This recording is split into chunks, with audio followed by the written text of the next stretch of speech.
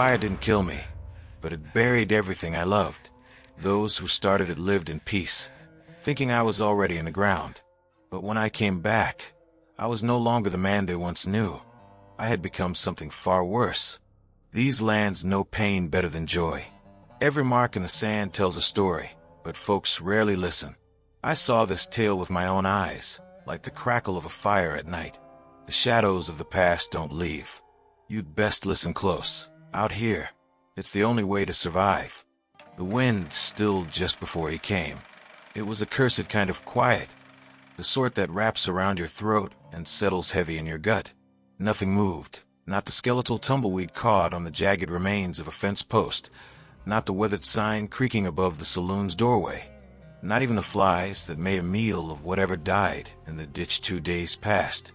It was as though the whole town of sundown was holding its breath, waiting, watching. Then came the sound, rhythmic, low at first, just a distant whisper. Hoofbeats, slow and deliberate, striking the hardened dust of the main street. A figure emerged out of the shimmering haze of heat, riding tall in the saddle of a shadow-black horse. Every step seemed to carry the weight of a storm rolling in, inevitable and violent.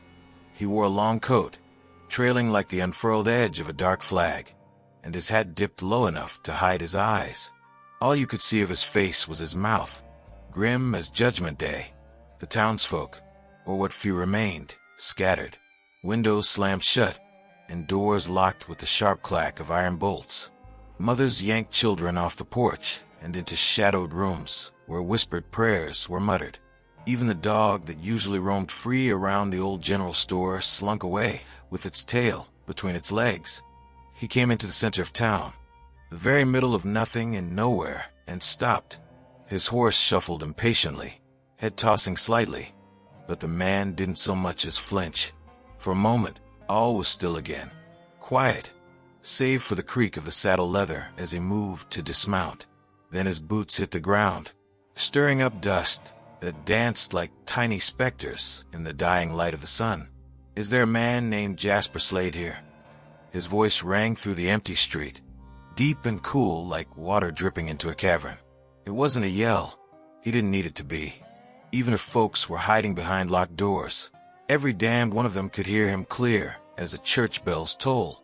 Silence answered, the kind of silence that doesn't mean no, but means everyone is too terrified to speak. The man chuckled low, a sound that crawled under the skin. He started forward, boots grinding into the dirt, his horse trailing behind by the reins. Each step took him closer to the saloon, the one building still standing straight, despite the decay that had stricken every corner of sundown, like rot on a forgotten corpse. The creak of the door was sharp when he pushed it open. Inside, it smelled of stale sweat, cheap whiskey, and the long-lingering ghosts of bad decisions. There were maybe 4 men slumped over their drinks, and each froze when they saw him enter. The bartender, a wiry, nervous sort who looked like he'd seen better days before he was even born, stared so hard at the counter he might have been hoping it would swallow him whole. But the stranger wasn't bothered by their fear, wasn't even interested in it. His shadow stretched long across the room as he took slow, easy steps to the bar. "Whiskey," he said. The word was sharp, like a blade thrown down on the counter. The bartender fumbled with the bottle before pouring it out with a trembling hand. The stranger drank, slow and deliberate, like a man with an eternity to wait. He set the glass down, and then turned his head slightly, addressing the room without looking at a soul. "Jasper Slade." The name echoed in the air. No one answered. "I asked a question," the stranger said, rolling the words out like a challenge. He turned fully now, those hidden eyes sweeping across the room. "And it'd be polite for someone to give me an answer." One of the men at the table shifted in his chair. Maybe it was nerves, maybe it was guilt. Whatever it was, the movement drew attention like blood in the water. The stranger's boot steps carried him closer until his shadow loomed over the man. "You're either Jasper," the stranger said, his voice soft and steady but full of force, "or you know where he is. So which is it?" I don't know no Jasper Slade," the man stammered, his hands wringing into knots at the brim of his faded hat. The stranger tilted his head slightly. Slow. Predatory. Funny, he said, and his hand slipped to his side. The soft rasp of leather followed as he eased his revolver halfway out of its holster. Time seemed to hang heavy as everyone stared at that weapon, barely drawn but already screaming of promises no one wanted fulfilled. That doesn't sound like truth to me, he continued, and I don't let lies slide easy.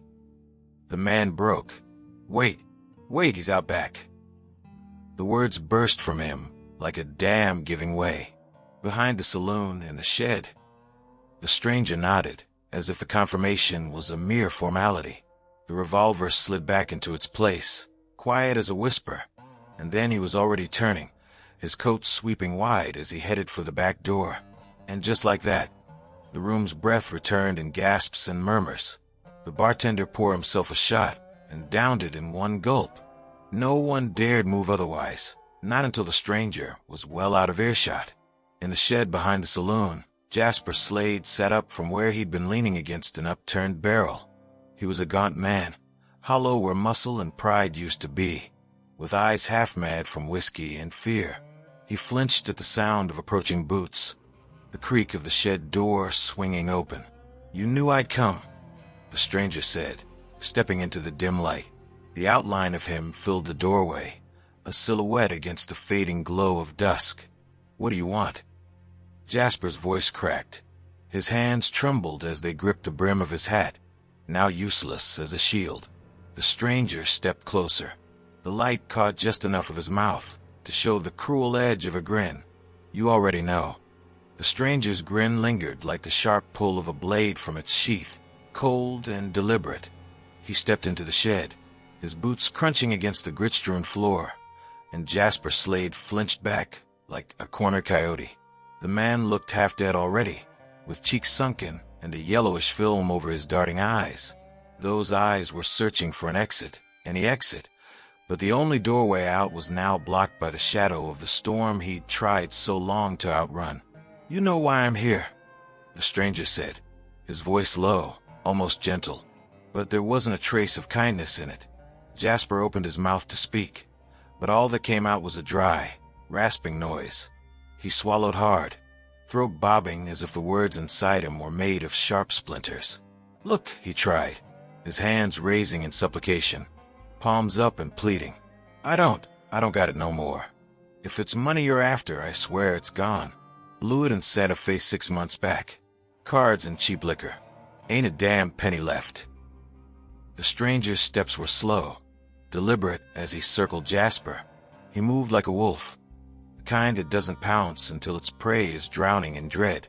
The faint light only caught flickers of his face, the hard line of his jaw, the faint shadow of stubble, and the merciless curve of his mouth as it pulled tight. "This ain't about money," the stranger said after a long beat. He crouched down so his face was level with Jasper's, close enough for the man to see the faint scar running along the corner of his lips. For the first time, Jasper's eyes stopped darting. They locked on the stranger's face, locked too long, and the recognition dawned so sharp that it looked like the life drained clean out of him. "You," Jasper croaked. His voice cracked like a rifle shot. He shook his head violently, as if it might chase away the sheer horror clawing up his spine. No, it can't be. You ain't him. You can't be him." The stranger didn't answer right away.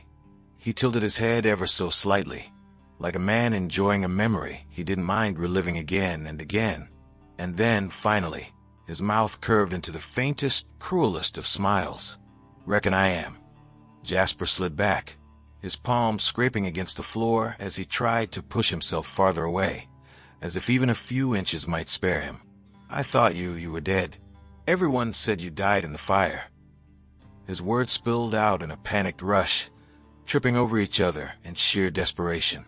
"Funny thing about fires," the stranger replied, his voice still as steady as a funeral hymn. "Sometimes they burn you clean through, but sometimes they just let you smolder." His hand rested on the grip of his revolver now, but he didn't draw it. Not yet. The anticipation hung in the air, heavy and sizzling like the crackle before a lightning strike. "Please, Jasper's voice broke like brittle glass as he clutched at his hat. I had no choice. It wasn't supposed to end like that. God is my witness. It wasn't supposed to go that far. The stranger's face darkened, and the faint flicker of a dangerous memory passed behind his unseen eyes. God ain't witnessing this, he said, his voice edged now with a venom that Jasper couldn't look away from. I am. Jasper's lips trembled as he tried to muster words that might save him, might buy him time. It was Redstone's idea, see? It wasn't mine, I swear. He was the one who wanted the horses. Said your ranch would fetch a fortune. All I did was open the barn doors. Redstone lit the fire. I didn't know you'd be inside. I swear on my mother's grave, I didn't know. The stranger rose to his full height then, and Jasper shrank into the shadows of the shed, as if they might swallow him whole. Your mother's grave, huh? The stranger repeated, his words dripping with icy mockery. Well, I reckon you're about to meet her. Jasper choked out a sob, his knees buckling as he sank to the floor. Please, for the love of God, listen. I can tell you where Redstone is. He's in Oklahoma Territory now, running cattle under a false name. He's the one you want. Him, not me. I'm just a drunken nobody. I wouldn't be worth wasting a bullet over. The revolver was in the stranger's hand now, drawn and cocked so fast that Jasper barely registered the motion. But the stranger didn't raise it. Not yet. Instead, he leaned down again, that dark smile twisting on his face like smoke rising from embers. You finished? He asked quietly. Jasper gulped and nodded, though tears streamed down his sunken cheeks. Good, the stranger said. Your turn's over. Now it's mine. Jasper's breath hitched and stuck, caught somewhere between his lungs and his throat, a jagged thing that refused to move forward or back. The stranger's revolver hung heavy in the air between them like the weight of judgment itself, resting easy against his palm, but coiled with the promise of destruction. It was an extension of him, natural as wind cutting across an empty plain. You burned it all, the stranger said, his voice steady quiet. My ranch, my stock, my legacy, my wife. Jasper whimpered, his lips trembling as though praying to form words, too scared to leave his mouth. Say her name, the stranger snapped, the sharp crack of his command hitting Jasper like the lash of a whip. You want Mercy Slade? Say her name. Jasper's shoulders hunched forward, like a broken man folding into himself. His whole body shook under the gravity of the stranger's demand, trying to resist the truth that was clawing its way out. Elizabeth, he whispered at last, and the sound was hollow, empty of anything except fear and guilt. Her name was Elizabeth. The stranger didn't move for a long moment, just stood, holding the revolver steady in his hand, as though it could keep him tethered to the earth, while the emotions, surging inside him, threatened to carry him away. But the moment passed, and he lowered the tip of the barrel fractionally, enough to make Jasper exhale in something like relief before the stranger spoke again. You looked her in the eye that night, he said, his words slow now, deliberate. Each syllable felt like a stone being dropped into an ever-deepening well. You saw her there, standing in the doorway, trying to save the horses while your fire tore the roof right off her head. You saw her, and you left her there to burn. Jasper whimpered again, curling further into himself, but the stranger didn't let up, didn't flinch, didn't even blink. His voice was steel and embers, a blade meant to cut down anything soft enough to feel remorse. You want to tell me about choices, Slade? He continued. You want to swear on graves and spit lies about how it wasn't supposed to end like that? His grip tightened subtly on the revolver's handle, the motion small but deadly. It ended exactly like you made it end. And now, you think you can wriggle out of your reckoning by naming someone else? By pointing me to Redstone, as if it'll erase what you did with your own hands. No, Jasper shouted suddenly, his voice cracking like shattered porcelain. He scrambled to his knees, desperation pouring out of every trembling limb as he raised his hands. I didn't mean for her to die. I didn't mean it. It was Redstone. He swore she wasn't supposed to be there. Swore you both weren't home. Please, You don't have to do this." The stranger raised the revolver higher, the barrel gleaming faintly in the dim shed light. It was leveled now, steady as a heartbeat, pointing directly at Jasper's chest. The weight of it filled the air like a storm, choking every last breath Jasper tried to take. "I'm not asking you what Redstone swore," the stranger said. His voice was colder now, stripped of any lingering humanity, sharp as sliced ice. "I'm asking you why you opened those damned barn doors at all. Was it money? Was it greed? Was it jealousy? Or was it just because you'd rather see flames than sweat out an honest living like the rest of us?" "I needed the cash," Jasper choked out, tears streaking his dirt-covered face. "I was drowning already, debts high as the mountains and no way to dig out. Redstone promised me it'd all be clean. All I had to do was let him in. And I swear it wasn't supposed to end like it did. I'm sorry, mister. I'm sorry. I'll spend every day left to me giving you an apology, I swear." For the first time, the stranger faltered. It wasn't hesitation exactly, but there was something in the way his shoulders relaxed, in the slight shift of his stance, that hinted he'd been caught off guard. Jasper saw it like a drowning man catching sight of shore, and his panic grew louder, more desperate. "I'll tell you everything about Redstone," Jasper continued, babbling now in his frenzied attempt at salvation. "Where he's hiding, who he's working with, you name it, I'll tell you. You ain't gotta waste a bullet on someone like me. I'm just trash, mister. Trash that got burned up a long time ago. Killing me won't bring her back." The stranger's grip on the revolver didn't waver. His arm stayed steady, as though carved of stone. "You think this is about bringing her back?" He said it quietly, almost like to himself. Slowly, the faint shadow of a bitter smile cut across his lips.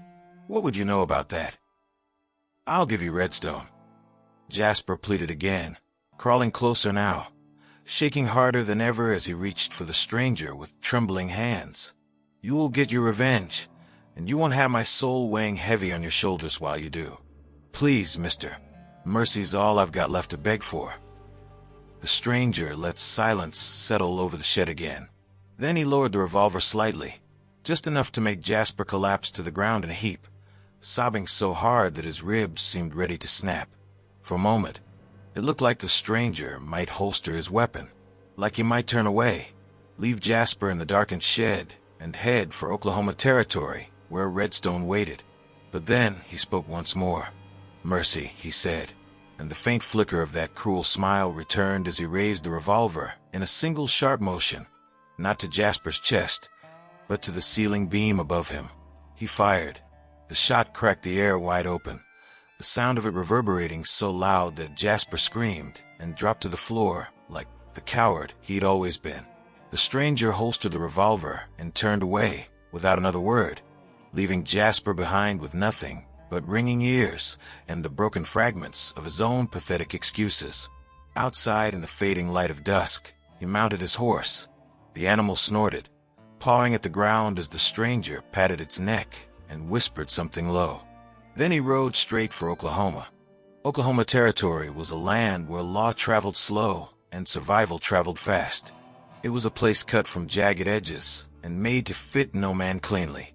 Just dust and sky and the whispers of folks doing what they had to, some to live, others to take.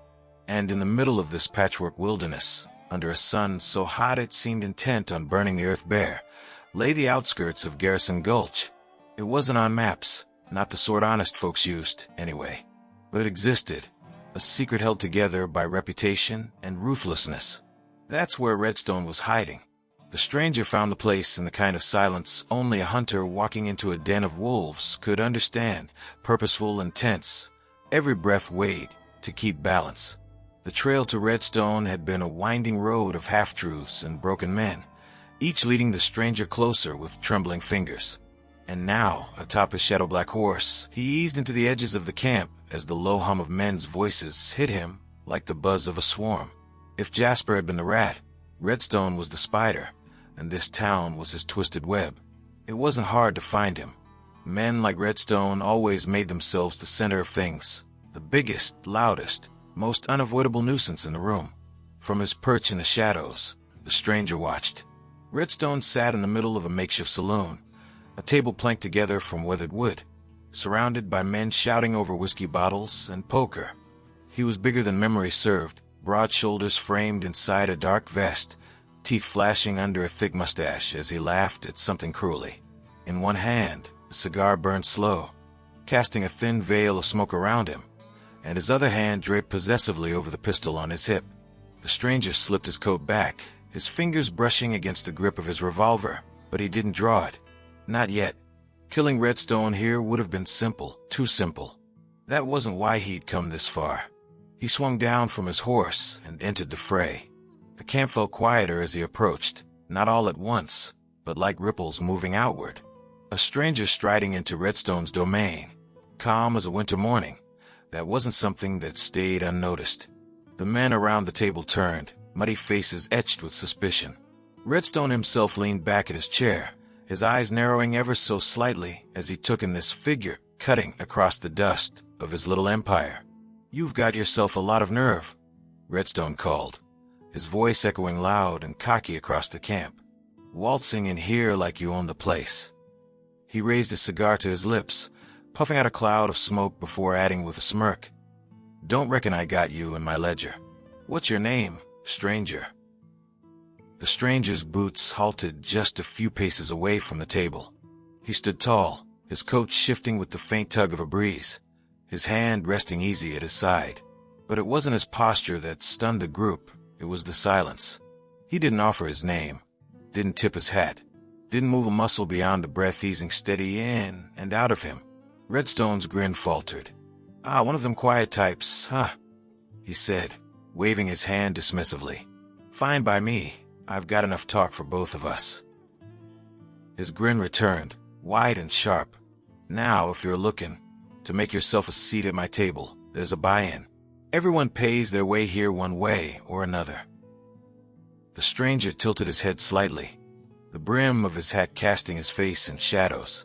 Then, with a voice colder than the rock beneath the earth, he said, "Jasper Slade sends his regards." The table froze. The name hit like a gunshot, shattering the ease in the air. Redstone's cigar paused halfway to his mouth, and the cocky smirk that had been plastered across his face slipped, replaced by something darker, something mean. His free hand came to rest on the countertop, his fingers drumming slow and deliberate. "Jasper Slade," he repeated, the words dripping with mockery and unease. "That lying little worm's got a lot to answer for, but I don't see how he's your business. You come all the way here just to name drop a coward." The stranger took a step closer, then another. Each one seemed to shrink the room, pulling it tight and making every man around the table itch for his weapon. The stranger waited until he was close enough that the dim glow from the lantern above flickered across his features.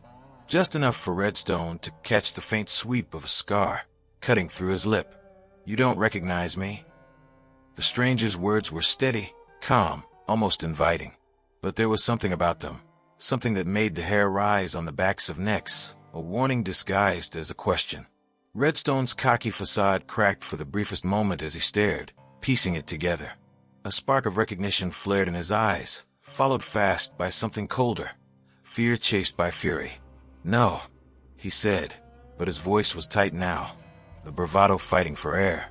"That's impossible. You're dead." The stranger didn't respond, not with words.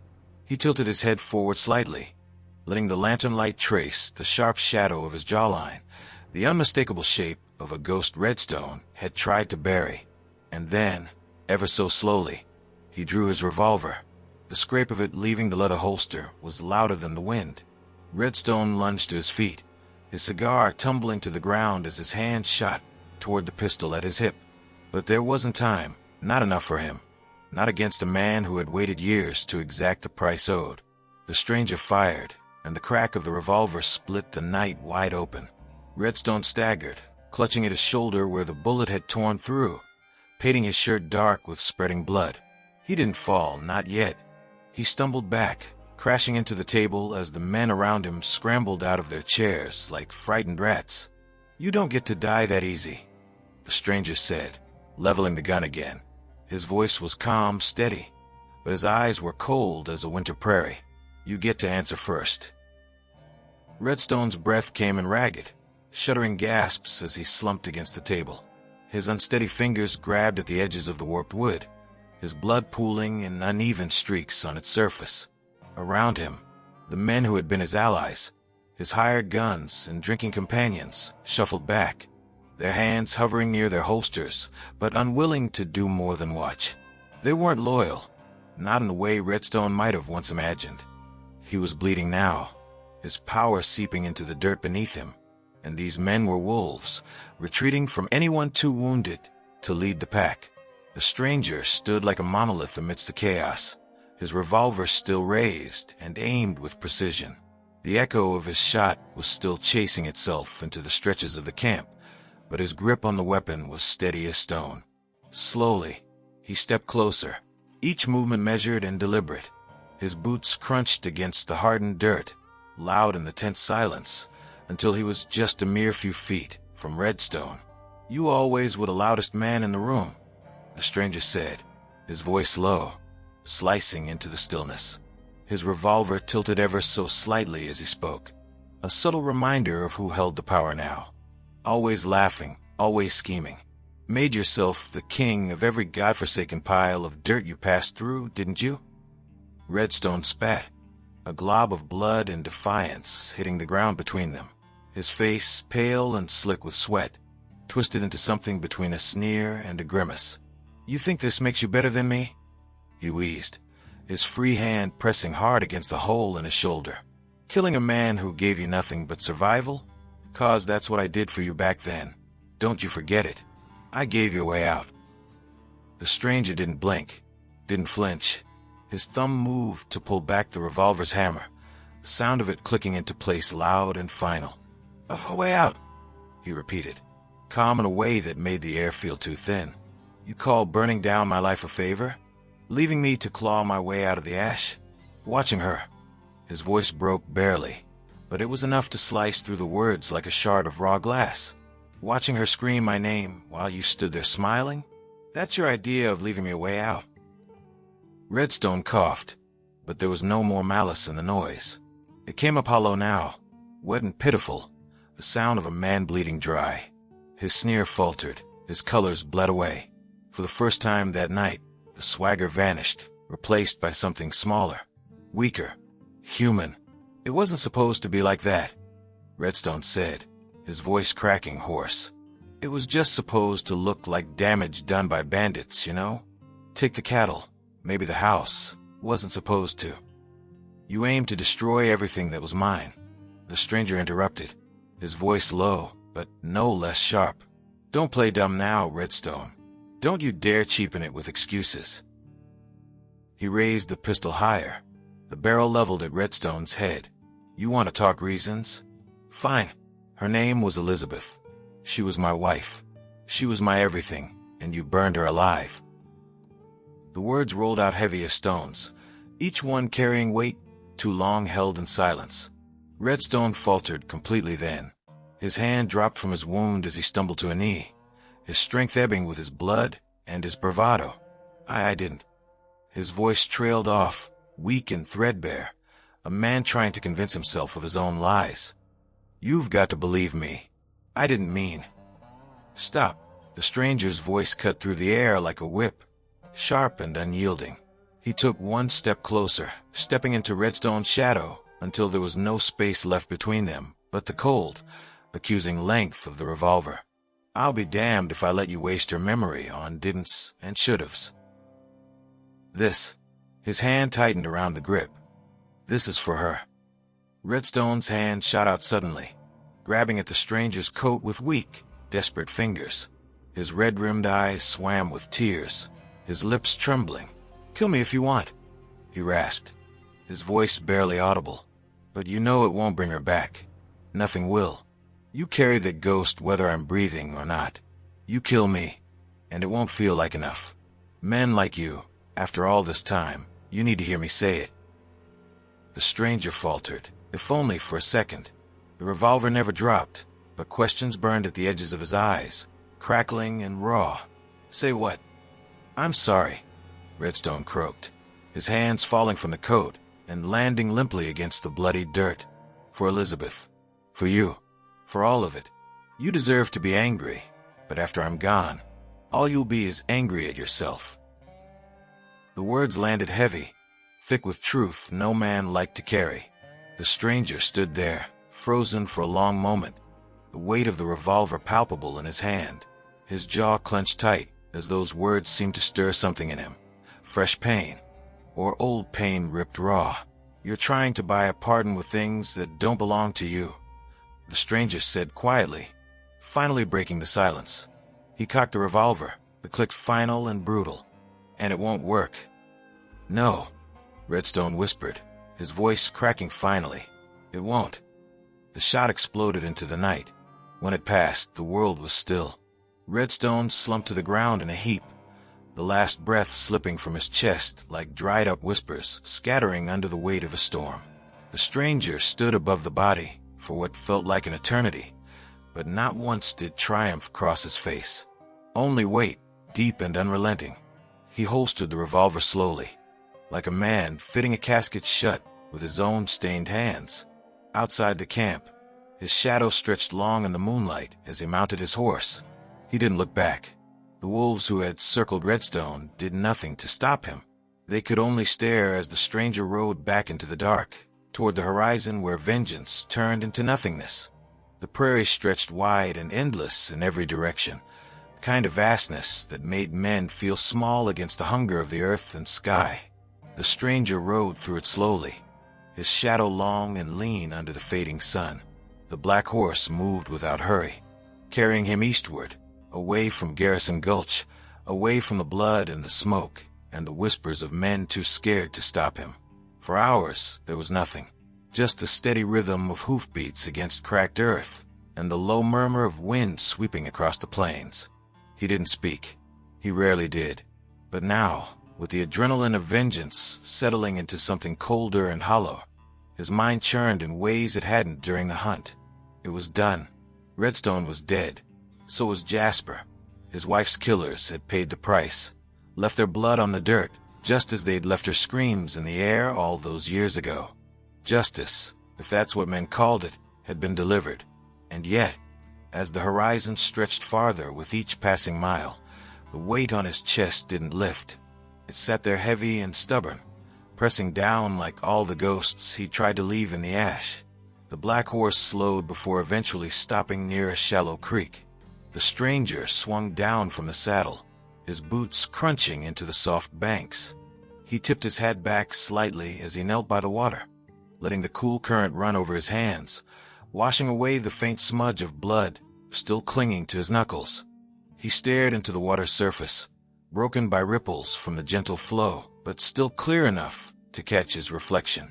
His face, weathered by years and weather and war, stared back at him, the scar on his lip, the hitch in his brow from when life beat him raw. It was all there, blunt and inescapable. For a moment, he wondered if he even recognized the man looking back at him. "All that for what?" he muttered, his voice low, gravelly in the quiet. The water didn't offer an answer. The black horse pawed at the ground behind him, breaking the stillness. He turned to it, patting its flank absently as he rose to his feet again. "What now, huh?" he asked the animal. "Keep riding until we run out of ground?" The horse didn't reply either, just huffed and shook its mane as though to tell him it didn't much care what direction they took. It wasn't the horse's burden to carry. The stranger sighed and pulled himself back into the saddle. He didn't spur the horse on immediately.